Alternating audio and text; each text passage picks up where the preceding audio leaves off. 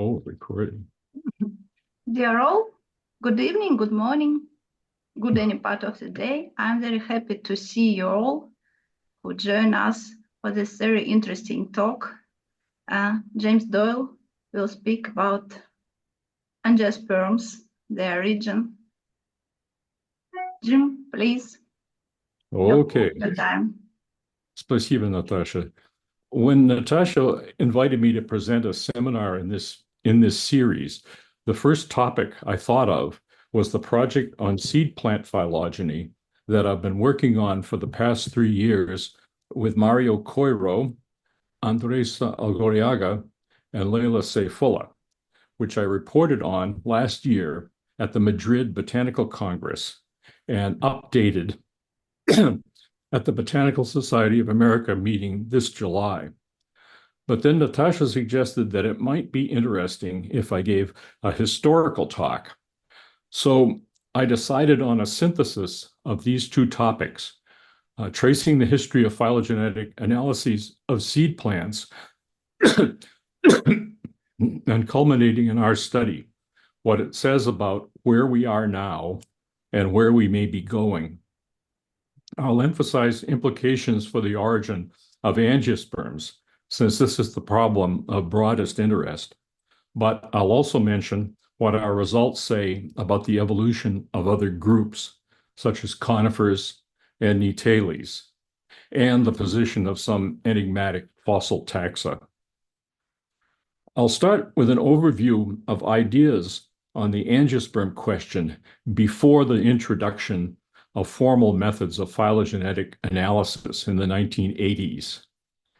The first two comprehensive theories were proposed in 1907 by Wettstein in Austria and Aber and Parkin in England. They both thought that the closest living relatives of angiosperms were Nitales, based on similarities such as vessels in the wood of all three genera and the shockingly angiosperm-like leaves of Needham. But they differed on how they were related.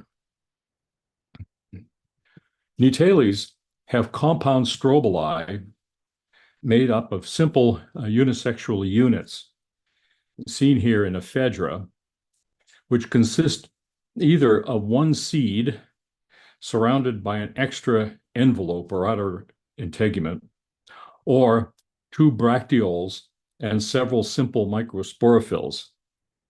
Wettstein suggested that these units might be homologous with the simple unisexual flowers of Amentiferae, now known as phagales, and he argued that the bisexual flowers of most angiosperms originated by aggregation of such simple flowers into pseudanthia.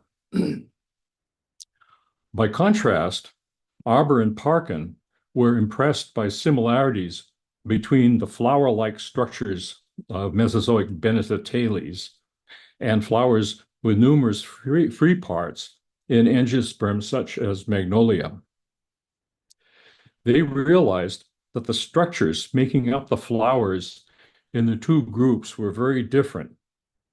In Bennettitales, there's nothing like a carpel, just stalked ovules interspersed with interseminal scales that are thought to be sterilized ovules, and pinnate pollen organs that are quite unlike the simple stamens of angiosperms.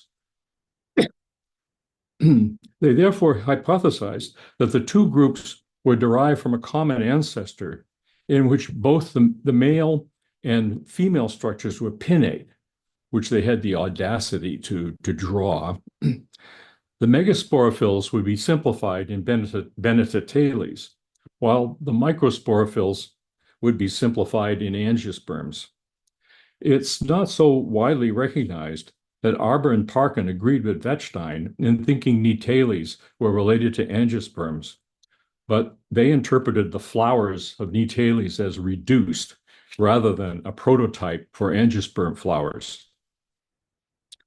Over the next few decades, accumulating data tended to refute Wettstein's idea that angiosperms were derived from Nitales. For example, Bailey and others argued that the vessels of angiosperms and etales originated by convergence. First came the recognition that some living angiosperms, the best known being the southern hemisphere family Winteraceae, had no vessels. If this sort of wood is ancestral in angiosperms, the vessels must have originated independently in angiosperms and etales. Second, the vessels in the two groups appear to be derived from tracheids with different sorts of pitting. Scleriform pitting in angiosperms, circular bordered in etales. There was also skepticism about Arber and Parkin's theory, which people thought relied too much on a hypothetical ancestor that wasn't like anything known from the fossil record. Several subsequent authors suggested that closer relatives of angiosperms might be found among so-called Mesozoic seed ferns, particularly Catonia, which Hamshaw Thomas first described in 1925 from the Middle Jurassic of Yorkshire.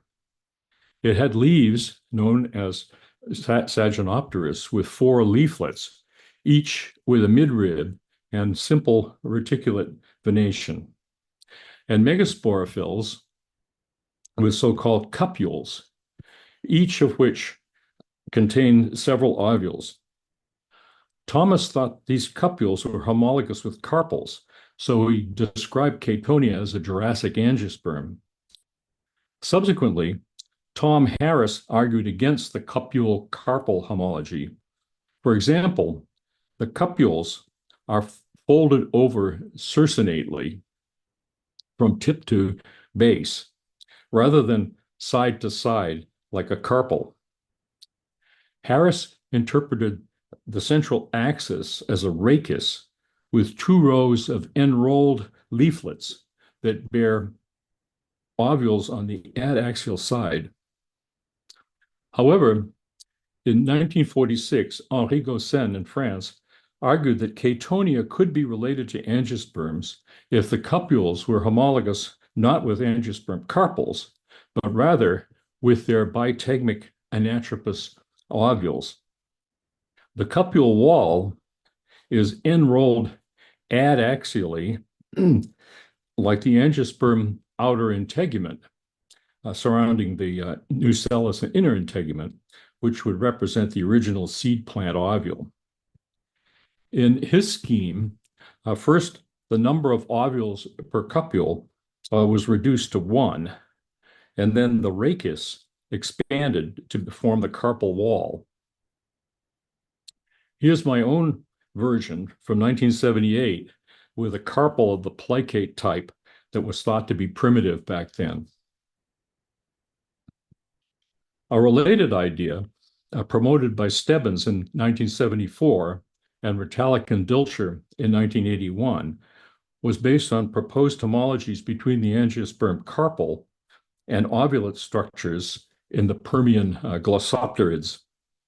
These consist of a leaf or bract with 1 or more so-called cupules borne on an axillary stalk or fused to the midrib, with the ovules on the side of the cupule facing the leaf.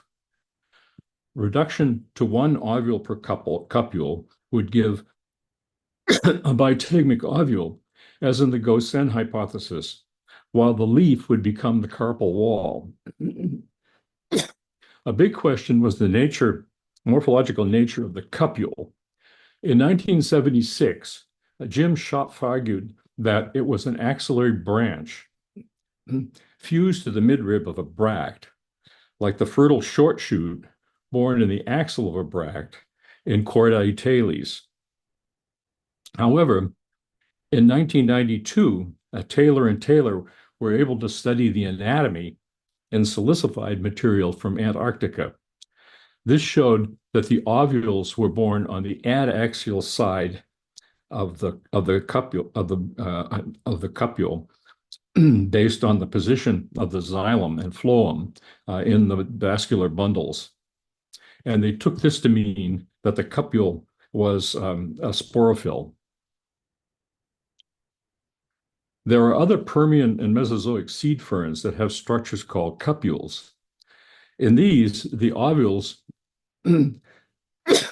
were born on the abaxial side of the cupule rather than the adaxial side in Catonia and angiosperms, if the outer integument is a cupule. In the earliest pelosperms, ovules are born on spirally arranged simple sporophylls. In later ones, the sporophylls are somewhat more cupule-like, but not by much. The Triassic Charistosperms, which had distinctive forked leaves, have helmet-shaped cupules that appear to be spirally arranged sporophylls, as seen in this compression fossil. Silicified material showed that the ovules were attached on the abaxial side of the cupule wall based on the position of the xylem and the phloem in the vascular bundles. When numerical cladistic methods were introduced in the 1980s, there was hope that these methods might solve the problem of the origin of angiosperms. This is a list of seed plant analyses that included both living and fossil taxa. They use morphological characters only, and parsimony analysis, which searches for the tree or trees that require the fewest character state changes or steps across the tree. A surprise for many people, me included, was that all but one of these analyses indicated that the closest living relatives of angiosperms were Nitales. The first study was published by Peter Crane in 1985. The lines that branch off at the base of the tree are the late Devonian progymnosperm Archaeopteris and the late Carboniferous seed ferns Ligonopteris and Medulosa. One of the most important results concerns coniferophytes, conifers, ginkgo, and Paleozoic Chorditales. Back then, many people thought that seed plants were diphyletic, with cycadophytes, including seed ferns, and coniferophytes derived independently from different groups of Devonian progymnosperms. By contrast, Crane's analysis nested coniferophytes among seed ferns, including Calistophyton and Pelosperms, which had conifer-like platyspermic seeds and saccate pollen. This result, which is held up in all subsequent analyses, implies that there was a drastic change on the cycadophyte line from fern-like leaves to simple leaves with one vein or dichotomous venation. Gar Rothwell has explained this in terms of heterochrony, where the plant continued to produce simple cataphylls throughout its ontogeny.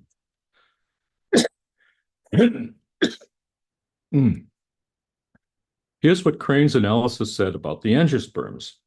Their sister group is Nitales, and the two are linked with Benetotales and the somewhat similar Cretaceous genus Pentoxylon.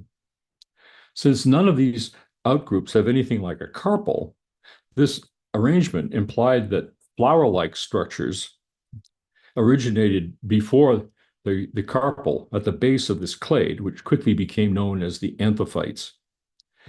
Equally important was what the analysis said with the closest relatives of the anthophytes, namely Glossopterids, Catonia, and Charistosperms, all of which have seeds and structures that have been called cupules.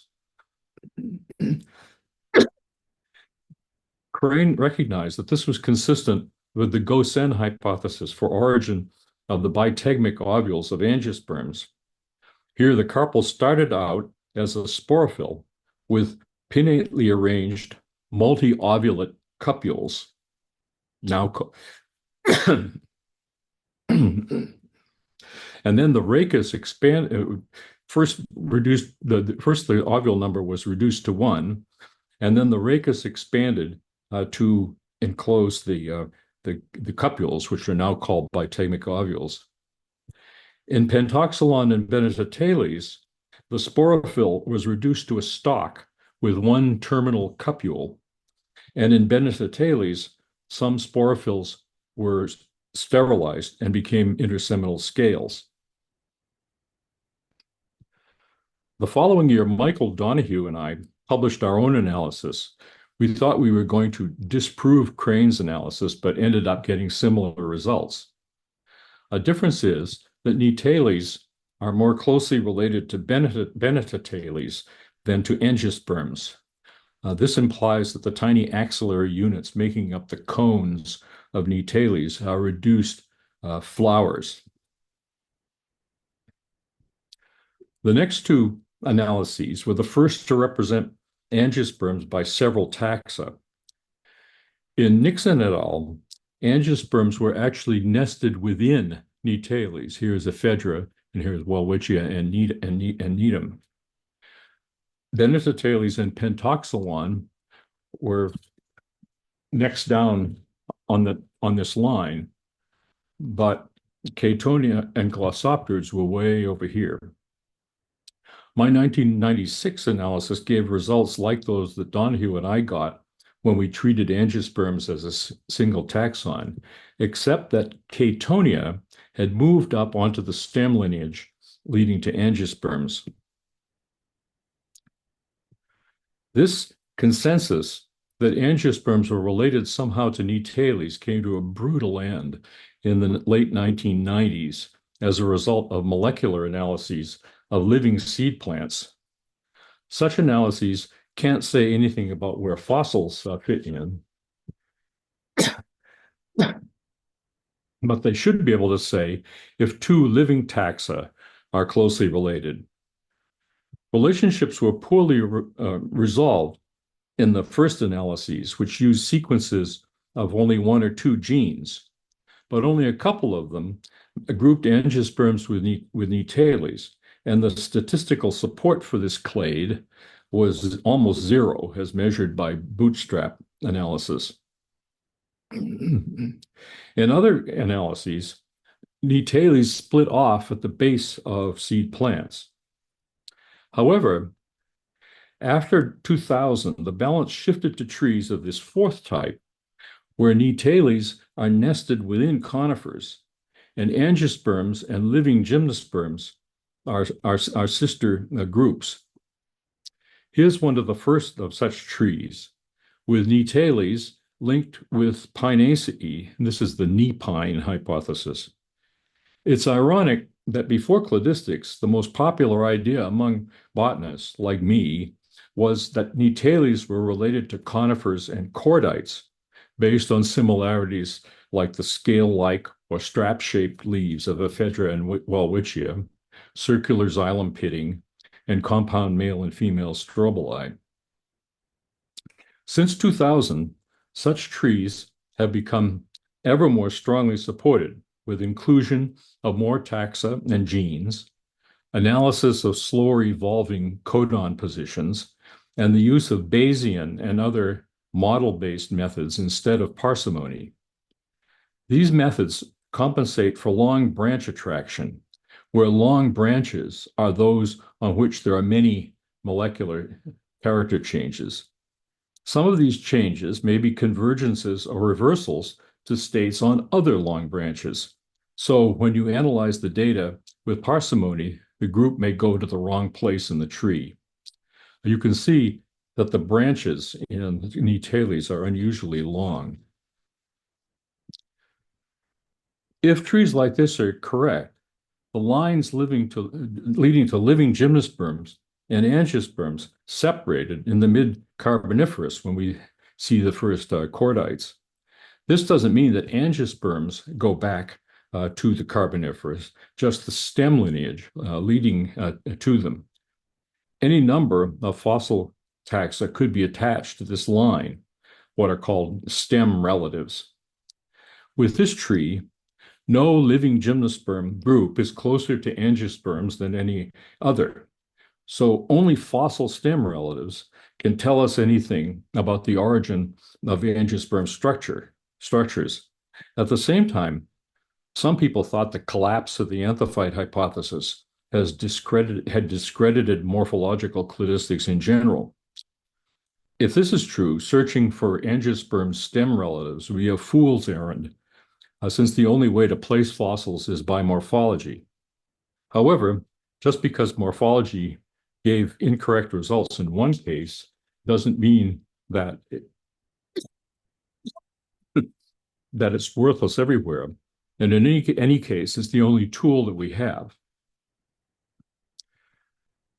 With these considerations in mind, I undertook another analysis of seed plants, which involved critical reevaluation of many previously proposed homologies. These are two trees found with my final data set, which was published in 2008. This was the first time a morphological analysis had associated Nitales with angiosperms in some most parsimonious trees, but with conifers in others, as in molecular studies. A problem with this analysis is the fact that the detailed relationships within conifers and within angiosperms conflict with increasingly well-supported molecular results. To take these results into account, I did a molecular scaffold analysis where living taxa in green are fixed to the molecular arrangement with a backbone constraint tree, and fossils attached to this tree wherever it's most parsimonious.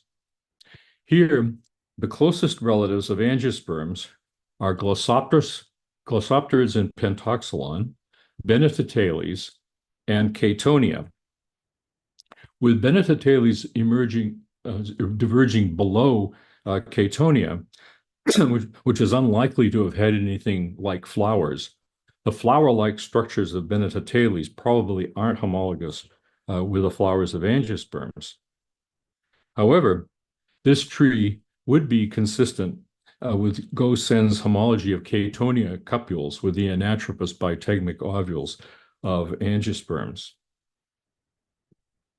A problem with Gossen's scheme is that he hypothesized that the carpel originated by expansion and folding of the sporophyll rachis, giving a plicate carpel, whereas carpels in the basal angiosperm lines in molecular trees, Amborella, Nymphiales, Austrobaleales, aren't plicate, but rather acidiate. Such carpels grow up like a lopsided tube, and by mapping characters on molecular trees, we can infer that they probably originally had one ovule on this cross zone. I suggested that such carpels are more comparable to the ovulate structures in Glossopterids, which I assume consisted of a leaf, an axillary branch, and a sporophyll with ovules on its adaxial side facing the leaf. Now, at this time, I think a lot of people were getting tired of seed plant analyses. What was needed wasn't new analyses, but rather new data, particularly from fossils. Luckily, since then, a great mass of potentially game-changing data has accumulated. The question is what it means. This is what Mario and I set out to answer using my 2008 data set as a starting point. We were also motivated by this 2018 study by Mario, Guillaume Chomitsky, and me. This suggested that the association of Nitales and angiosperms in parsimony analyses was an artifact of morphological long branch attraction, and this could be overcome by Bayesian methods. We found that Morphological data sets published before 2000 associated Natalis with angiosperms when analyzed by either method. But after 2000, with the addition and revision of characters and taxa, Bayesian analyses associated Natalis with conifers, even though parsimony analyses still favored Natalis with angiosperms. Many changes in our analysis are based on new data on fossils that were included in previous analyses. The first such case is Glossopterids. Based on a meticulous analysis of the preservation of impression fossils and reinterpretation of published data on petrifactions, McLaughlin and Previck showed that the ovule-bearing structure wasn't a sporophyll, a leaf, but rather a flattened axillary branch, a cladode. As proposed by Schaff in 1976, the cladode could be homologous with the axillary fertile short shoot in Chorditales and early conifers, which was born in the axil of a bract and became modified into the cone scale of living conifers.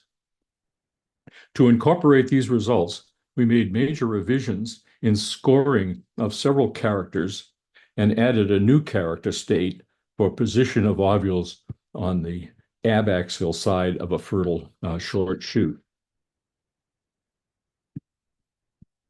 In Benedictales, Harris originally described some taxa as having a cupule around the ovule, an idea that was reaffirmed by Fries, Crane, and Peterson. However, Pott argued that this was a result of misinterpretation of the cuticles of the seeds and interseminal scales. Rothwell and Stocky showed that the stalked ovules and interseminal scales have a leaf-like phyllotaxis, strengthening the classical view that both sorts of appendages are reduced sporophylls. We added several fossils that were known in 2008, but have become much better understood since then. In 1994, Taylor et al. Described Petriolea from Triassic silicified peat in Antarctica as pairs of Catonia-like anatropous multi-ovulate cupules, based again on the orientation of the xylem and phloem in the vascular bundles. The ovules are on the adaxial side of the cupule. They didn't know how these structures were born, but in 2003, John and Heidi Anderson reported pinnate sporophylls with similar cupules from the Triassic of South Africa. In 2014, Bonfleur et al. Associated Petriolea with fan-shaped leaves with simple reticulate venation, as in Catonia. At first sight, these leaves appear to be dichotomously lobed, but the lobes branch unequally in a way that suggests they might represent a highly modified pinnate system. Catalinia from the Lower Cretaceous of Argentina is a lot less well known, but we included it because it combines Catonia and Petriolea-like anatropous cupules with fern-like leaves. Another taxon that we added is Carcinia, an early Cretaceous ginkgophyte that Arkhangelski described in 1965 as having female strobili with numerous reflexed ovules rather than two erect ovules in ginkgo. We know a lot more about this group thanks to the work of Nosova and others on material from Siberia, which shows that it had pollen cones of peltate sporophylls bearing several sporangia rather than 2 in ginkgo.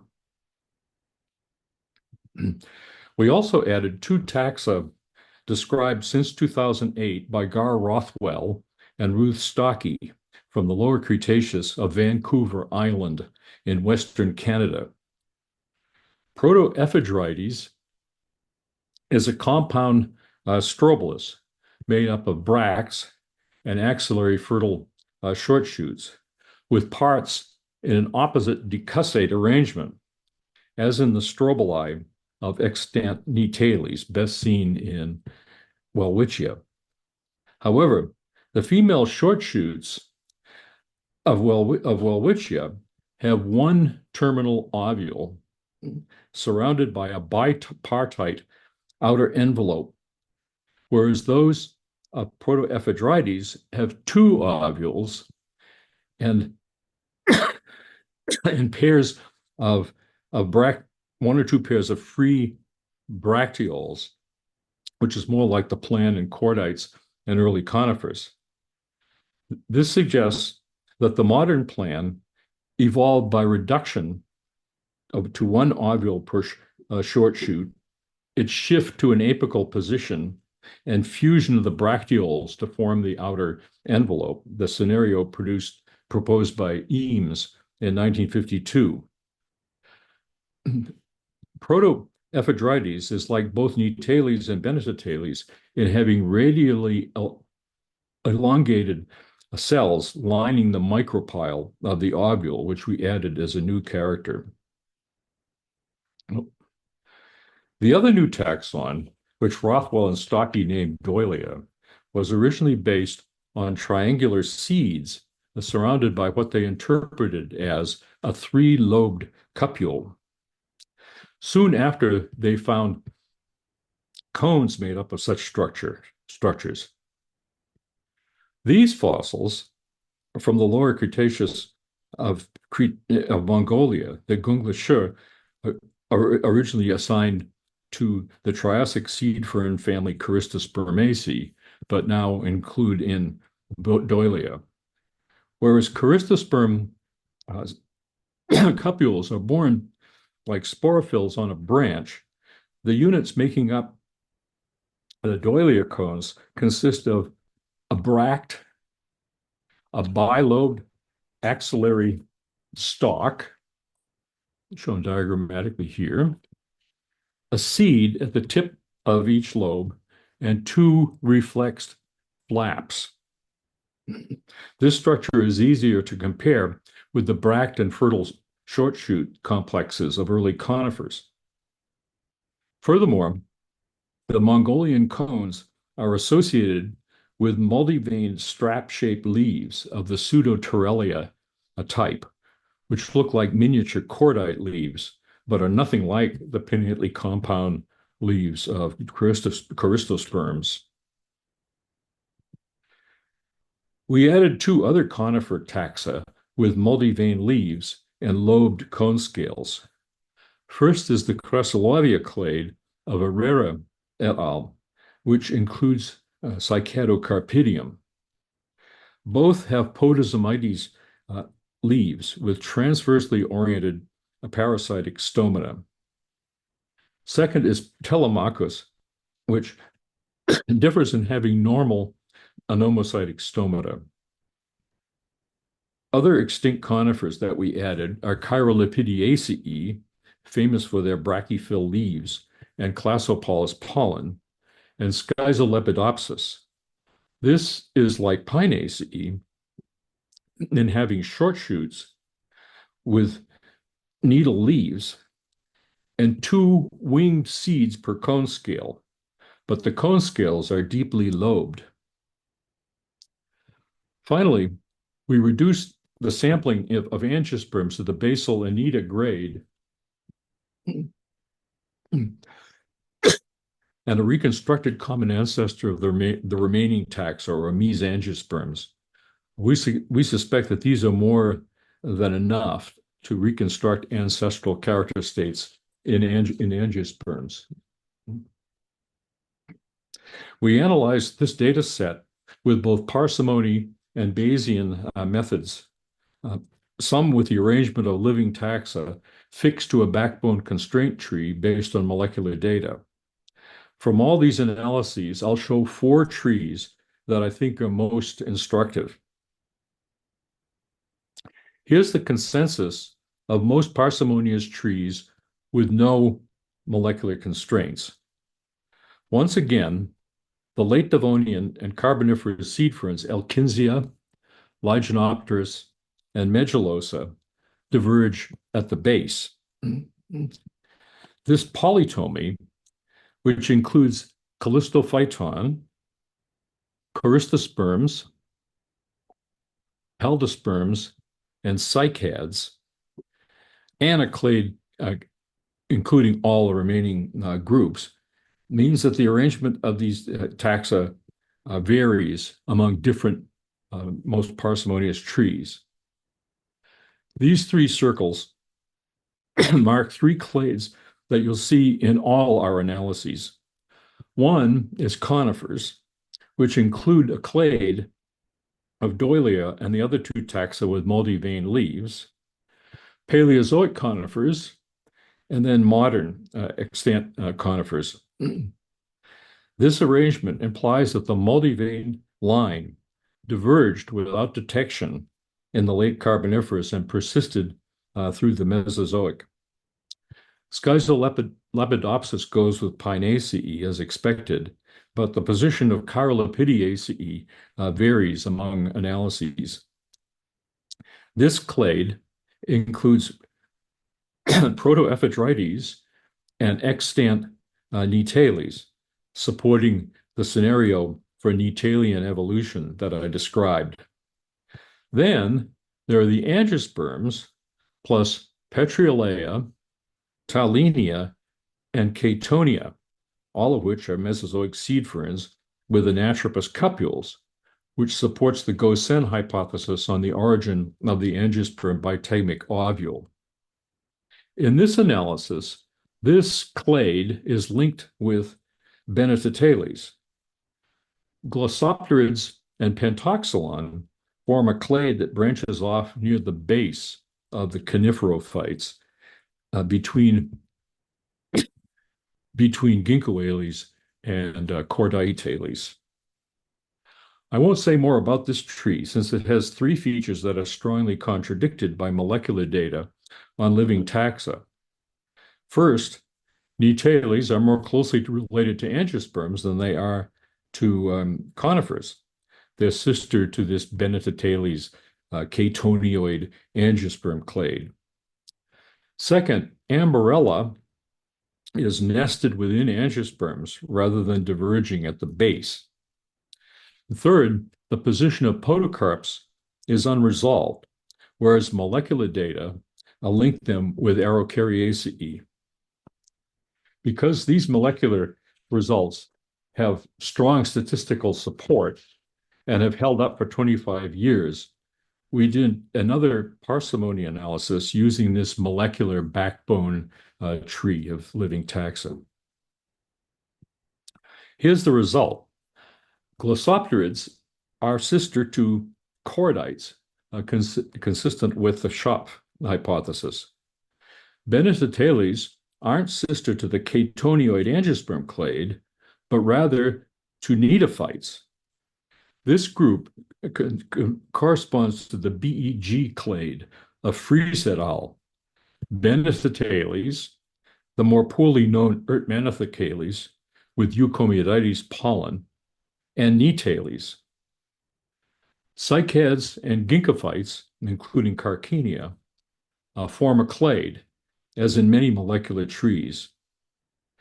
This time, the catonioid angiosperm clade includes Corystosperms. These taxa have several different arrangements, which also have anatropous cupules. This is reminiscent of an analysis that Shi et al. Did in 2021, which indicated that all anatropous cupules are homologous. A problem with this is that the Corystosperm cupules are enrolled abaxially, whereas chatonioid cupules appear to be enrolled adaxially. Also, our results say that Doylea and glossopterids don't belong here. This shows our unconstrained Bayesian analysis. Remember that in our 2018 Bayesian analyses of post-2000 data sets indicated that Nitales are closer to conifers than to angiosperms, thus illustrating how Bayesian methods can overcome morphological long branch attraction and resolve conflicts between morphological and molecular data. The same is true here. Nitales are most closely related to Benetitales, next to glossopterids and pentoxylon, then to Chorditales. And this whole clade is sister to conifers. The chatonioid angiosperm clade is linked with charistosperms, as in our constrained parsimony analysis, but relationships are better resolved. Charistosperms are sister to the chatonioid angiosperm clade, and peltosperms, Autunia and peltospermum, branch off earlier from the angiosperm stem lineage. Most other relationships are the same as found with parsimony. This is what we got with Bayesian analysis and a molecular backbone constraint tree. Again, Nitales are linked with Benetitales, but the other taxa that were related to them in the unconstrained analysis are rearranged.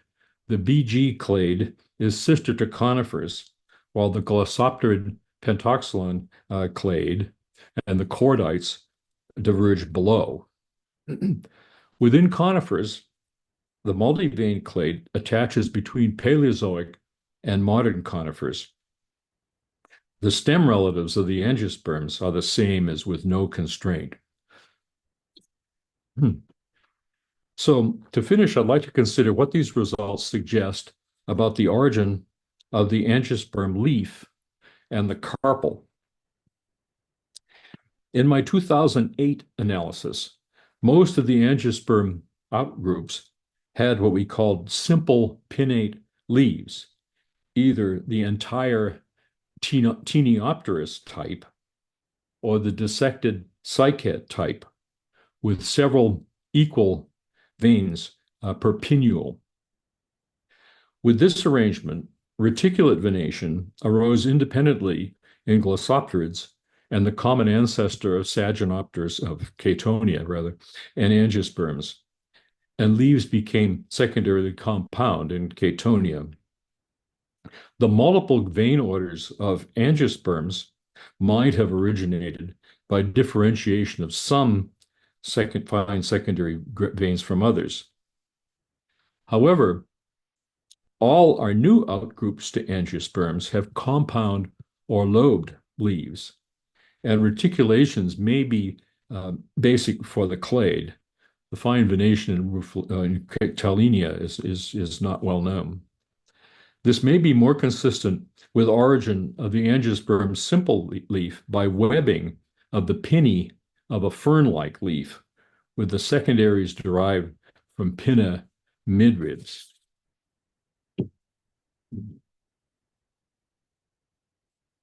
By removing glossopterids from the picture, our results contradict my older hypothesis that the carpel was derived from a glossopterid prototype. Instead, the outgroups have sporophylls with pinnately arranged cupules, as in the Goshen hypothesis, which said the carpel originated by expansion and folding of the sporophyll rachis. However, Goshen's carpel prototype doesn't look much like the acidiate carpel that's now inferred to be ancestral in angiosperms. With these uncertainties, I think it's important to recognize that even with several fossils now attached to the stem lineage of angiosperms, the segment between the divergence of Chatonia and the angiosperm node is the longest internal branch in the tree. In other words, it represents the largest morphological gap still. The only way to fill this gap is by discovery of new fossils or new data showing that known fossils belong on this line.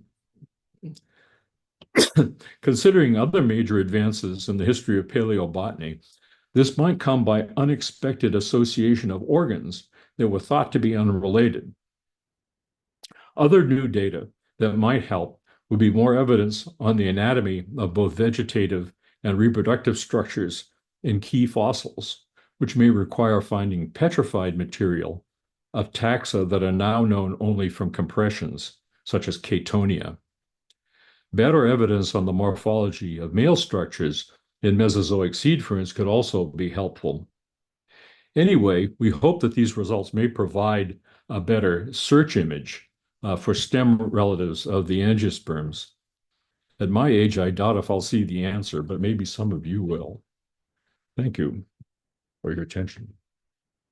Thank you, Jim, for your interesting talk. I suppose it's time for you to drink a drop of water I know, I first didn't anticipate that. before answering the questions. Yeah. Should I escape this screen? Yeah, you may close the screen. I don't know if I want to close it entirely if somebody has a question, but I can't see how to. Or just diminish it.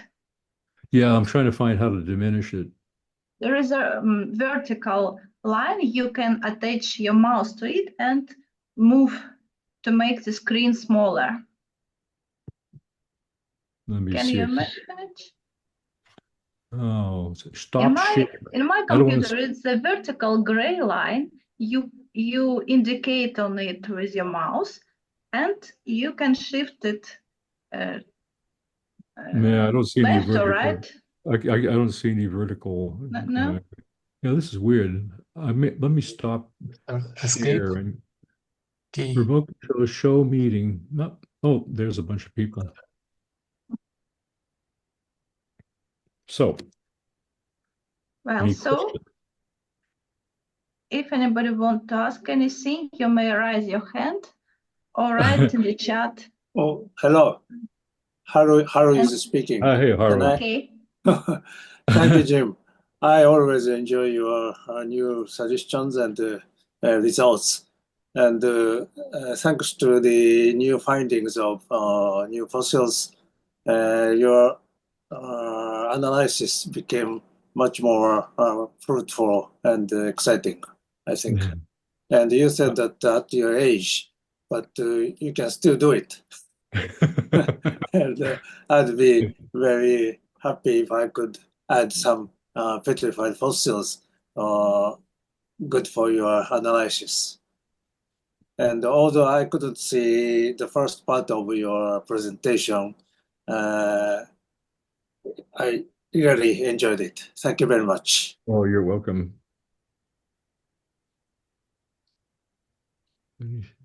Well, I don't see the hands.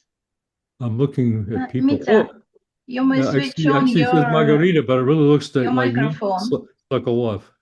Hmm? I see a hand there for May I ask a question? Yes. Yeah. Okay. Thank you very much, Jim, for so interesting talk. And I, especially this early part was so interesting.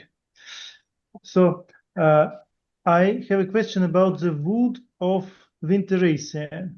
Yeah. We traditionally consider the ancestral condition of angiosperm trachea elements as scalariform. Yeah. But in fact, what about circular pits in veselless wood of Winteracea? Yeah, that's one of those myths, I think, that it's all scalariform, and in fact, in Winteraceae, it's mostly circular. But my understanding, and it's been a while since I checked this, is that where there's overlap between the vessel members, and or the tracheids rather, that you get some of the scleriform pitting. The whole question of vessels being primitive was put in a new light with the molecular phylogenies because Ambarella has no vessels. And Nymphaeales, well, they don't have much xylem, but what they do have has elements that are somewhat intermediate between tracheids and vessel members, in that they have a pit membrane with perforations in it that's not complete. So whatever they are, Winteraceae are a later shift, a later loss of the differentiation of vessels and tracheids. But the main idea why Nitelian vessels are not homologous to those of angiosperms is because of these circular pits. And I see Ambarella also often has circular pits. No. Yeah. So, It's not as convincing as it used to be. Certainly the Nitelian ones are more exclusively circular boarded in their pitting. And there's also the characters of the primary xylem. Angiosperms have the usual transition from annular helical in the protoxylem to scleriform in the metaxylem, whereas Nitales don't have any scleriform anywhere, even in the metaxylem. It's a mixture of helical thickenings with I think bordered pits. It's really weird. Needham has sometimes. Needham has, well, it has those sort of reticulate ones that Muhammad described back in the, what was it, the 70s or 80s, I forget which. It's much more muddied now, but in any case, it's clear from all of the phylogenetic results that the vessels in Nitales and angiosperms are not homologous. Whether it should have been thought of as such a strong argument before is, well, we can discuss that. Yeah. Thank you. Yeah. We have a question in the chat. Jim, can you look on it? And I will read for others. Bruce Cornett asked you, thank you, Jim, for the comprehensive comparison of angiosperms and gymnosperms. Always good work. Have you tried to analyze some Miguelia based on my fossil evidence to your trees? Yeah, I've thought of that on and off. There are a lot of things that are still, I mean, it's pretty amazing that he had these associations of leaves with reproductive structures, but the reproductive structures are not that easy to interpret. It could be interesting. There's some other things too that I wonder about, if they might be angiosperm stem relatives. There were leaves that were originally described as cycads, Mesodescolia, from the early Cretaceous of Argentina, that Mario and others looked at and found had very angiospermous stomatal structure. And our results showed that they had additional features that were shared particularly with Austrobaleales in the basal angiosperm grade, the Anita grade. But and that's where they went in the analysis that Mario and I and others did. But I've often wondered, that didn't have any outgroups like these Petriolea or Catonia, if it's very cycad-like simple venation might pull it down below the angiosperms. But there somebody has to find reproductive structures associated with Mesodescolia leaves. That would be really interesting. Probably that's one of the things that I think would be most interesting. Probably just, who knows what it would be. Anyway, yeah. Thank you. There are several more messages. All thank you for your great talk, such as Viviana Barrera, Maria Mendes, Nina, I don't know the family, perhaps Nina Gabareva, I suppose. Well, and Bruce writes one more question to you. Jim, how do you distinguish crown angiosperms from stem angiosperms? Well, it's not always easy. Theoretically, crown angiosperm should have all the derived features that are shared that had originated by that node at the base of the angiosperms, and anything below that is a stem angiosperm.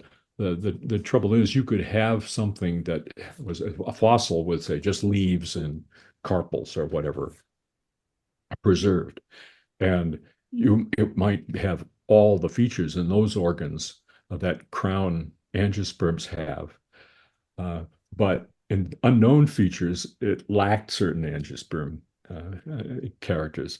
So it may be hard to tell a close stem relative from a crown group member. But if you have a fossil that has clear angiosperm synapomorphies in some structures and clearly non-angiosperm, gymnosperm, shall we say, structures in other organs, then we could say it was a probable stem relative and not a crown group member. And that's the basic idea anyway.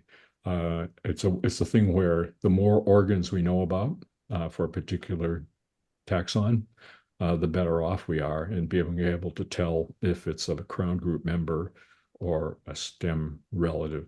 There really aren't any things that are out there that I don't think that people are arguing about whether they're crown angiosperms versus stem. That's part of that gap that you have to mind. Mesodiscolia is the one I worry about or think about. Maybe it would be really exciting if it turned out to have open carpels or no, who knows? Anyway. One more message from Natalia Nosova. Thank you for the interesting presentation. I have one remark about Carcania ircutensis. It is from the middle Jurassic of Siberia, not the lower Cretaceous. Oh, okay, yeah, that's a slip up in the labeling. It looks as if I think she agrees that it looks as if it's they're all closely related, that it's one genus. Yeah, I missed that. The ones that from Argentina are early Cretaceous. Yeah, the Siberian ones are Jurassic. Sorry about that. Also, sorry for pronouncing Nosova wrong.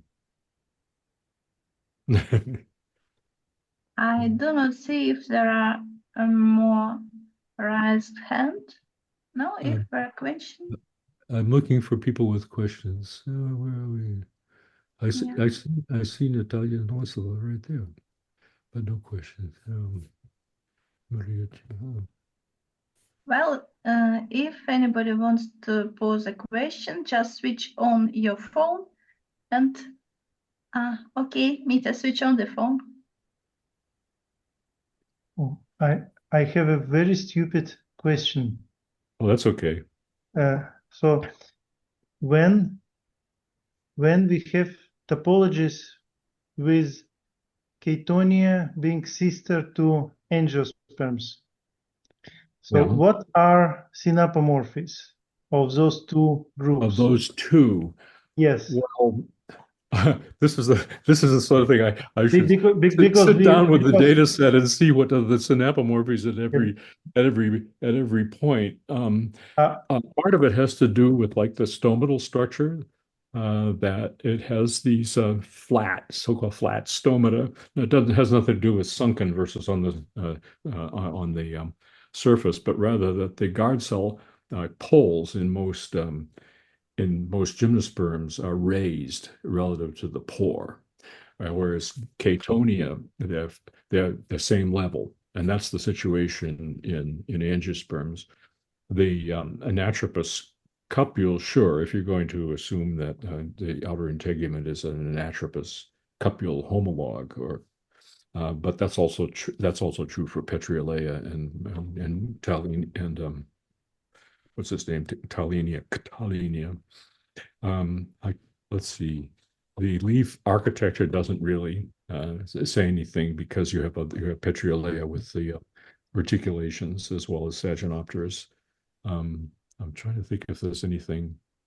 In other respects, it's all very gymnosperms, like the pollen is bisaccate and Mhm. so forth. And we don't know about the pollen of Petrolea, I don't think. Yeah, and I was certainly, yeah. sorry. Can I? Yeah, What? yeah. Go I on. was worrying if the features that ovules are born on the adaxial leaf surface in Chaytonia is somehow counted as similarity to angiosperms. Yeah. So, and if that is the case, then this cupule structure is counted as similarity twice. Once as a similarity with the outer integument, and then as, you understand what I mean? Yeah, well, I forget the exact wording in our definition of that's an atropous cupule character, but it has to do, as part of it is whether the thing is an atropous, whether it's really coiled, turned back on itself, and that we gave in to Schur et al. And scored Corystosperms the same as Chaytonia for that character, the anatropous thing. But then the other one is ovule born on abaxial or adaxial side of the leaf-like structure, the phylum that it's on. And that's what we're talking about for the adaxial curvature. Now, this is not certain that that's what's going on in Chaytonia, that it is the adaxial side. But to me, Harris had a series of arguments that it was indeed that side that these things were coiled over to. I mean, the rachis is dorsiventral, and one side has two ridges on it. The other side has five, and that is the asymmetry that you usually see between adaxial and abaxial surfaces in a rachis of a pinnate sporophyll. And then the cupules are attached toward the inferred adaxial side that way. And the way they're folded over also is toward that adaxial side. In Corystosperms, you have the anatomical evidence that the cupules aren't folded over adaxially, but are folded over abaxially from they're on the phloem side of the vascular bundles in the cupule. But we don't have that for Chaytonia. We don't have anything for Talenia, so that was scored as having anatropous cupules, but unknown for abaxial, adaxial. Let's see, Petrolea, it's also based on the anatomy of the bundles in the cupule. And I know that McLaughlin and Previck were very skeptical of the glossopterid situation that Taylor had correctly identified have an axial there. I don't know what they or somebody else who was equally skeptical would think about the Petrolea. And in angiosperms, it's quite clear that the inside of the outer integument is adaxial. But then the question might be whether is the nucellus plus inner integument really on that outer integument as if it was a leaf? That you might wonder about. But there's molecular developmental evidence that we'll never have for Chaytonia, unfortunately. Unless somebody invents a time machine, if they do, they go back and they mess up the entire history of the world after that. Yes. There was one more question in the chat, but it disappeared and started like Mita's question. Perhaps it was a stupid question, but it was not a stupid question. So well, I haven't heard any stupid questions yet. well, so you can all try. The author of the question will return it back. Meantime, we have a question from Bruce again.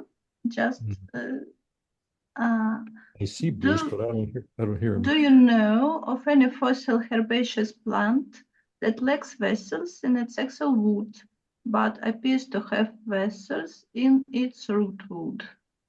Oh, I have to admit that I haven't followed that as much. I know that the standard dogma about that is that monocots may have vessels in the roots, but not in the stems, or some monocots. In any case, I'm trying to think where in all of those fossils that are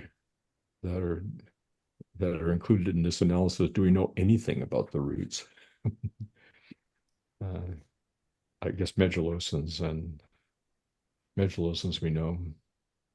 I don't know if Lygenopters know if anybody knows about roots. We know about roots in chordites. We know about roots in glossopterids, but almost nothing about roots to be able to say anything about differences with between stem and root anatomy. I don't know. That doesn't help. That doesn't really answer the question, but it's. Well, do we have more questions? No questions. Mm. You could say you don't believe this. I don't know. How dare you do this thing? Well, in fact, we have not a question, but a remark from Bruce. Okay. The microsporophylls of San Miguel are remarkably similar to those of Heliosmum, including biloculate anthers and simple monosulcate pollen. Indeed, the roots San Miguel combines monocot and dicot characteristics.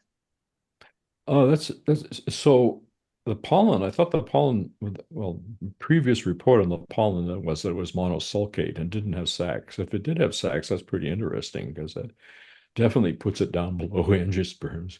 Even all these chatonioid things that we know anything. Well, actually, we only know about chatonia. Have saccate pollen, and the shift from saccate pollen to non-saccate monosulcate pollen is something that happened on that gap between the chatonia node and the angiosperm node. Well, that would tend to put it down, of course, on the stem lineage. It looks to me as if those male structures are simple strobili of some sort, but what exactly the morphology of the individual? Yeah, I see from Bruce Cornett to everyone that's not like Crinopolys pollen.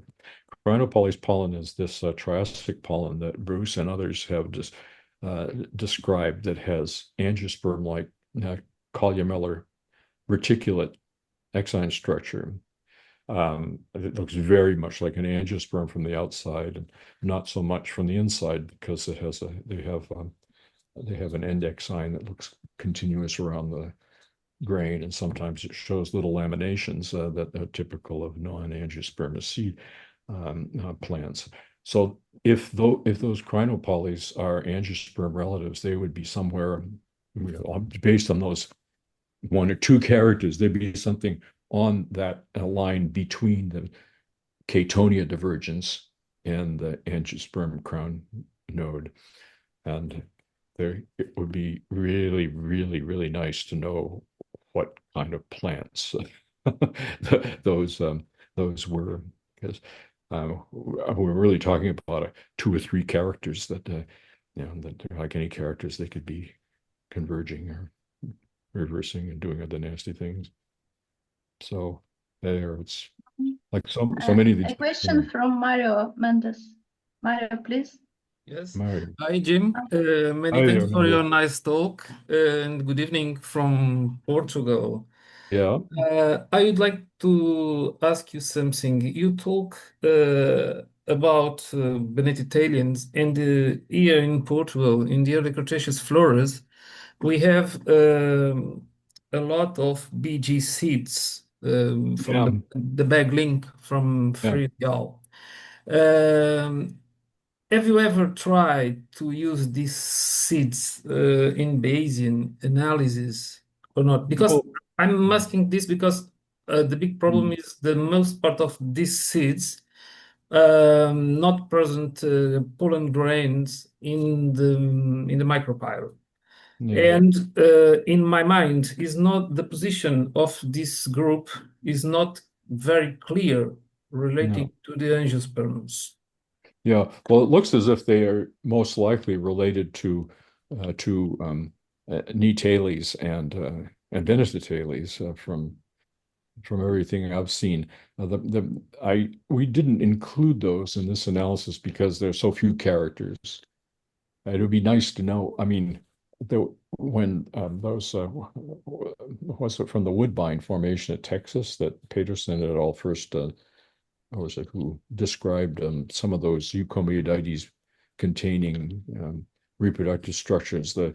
Yes. The morphology is so obscure that you really can't score very much. I suspect they're related to Nitales, and that if Benetales are related to Nitales, they're somewhat on the line to Nitales rather than Benetales. But we haven't looked at that. I really would dearly love to see vegetative parts associated with that, Yes. or even something that says what the male structures were like. I mean, they've had these little balls of sporangia, but what the anatomy is pretty obscure as far as I can tell. So I really believe in. Well, I don't know if I believe in the BEG clade, but the BG part looks pretty good. So that they're more likely there than anywhere else. But we haven't done that analysis. Okay. Thank you very much.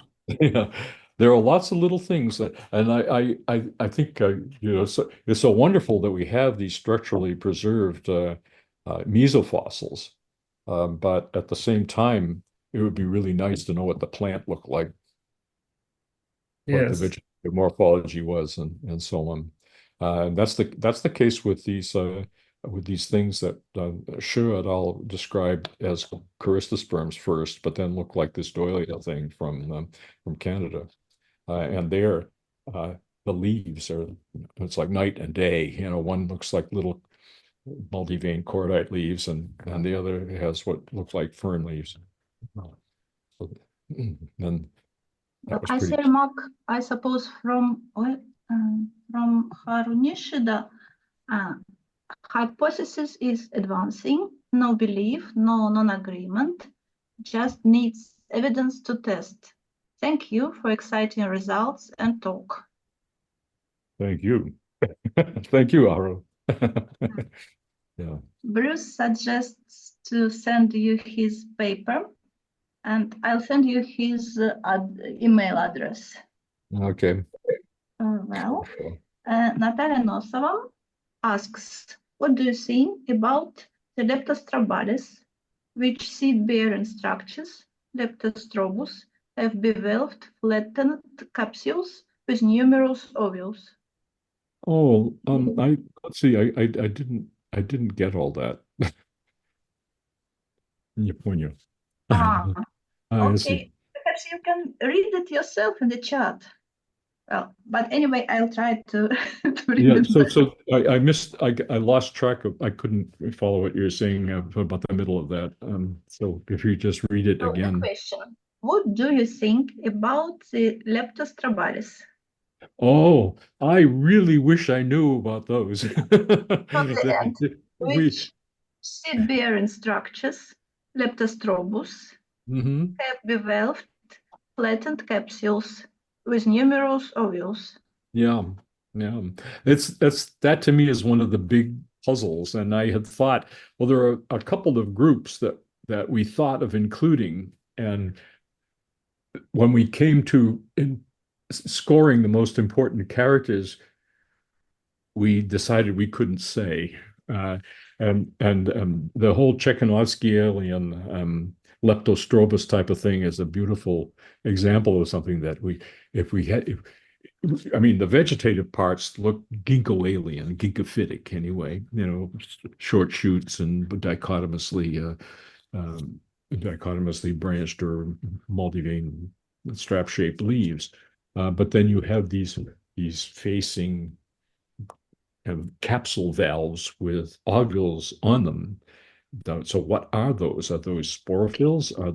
Are they cone scales, what is it? And I think we'd have to score it as unknown or as maybe this or that, but not the third thing. I suspect they would go in the Netalian, I mean, not the Ginkgoalian clade somewhere, but I don't know. We decided there was just not enough data on enough characters that you could be sure of the morphology.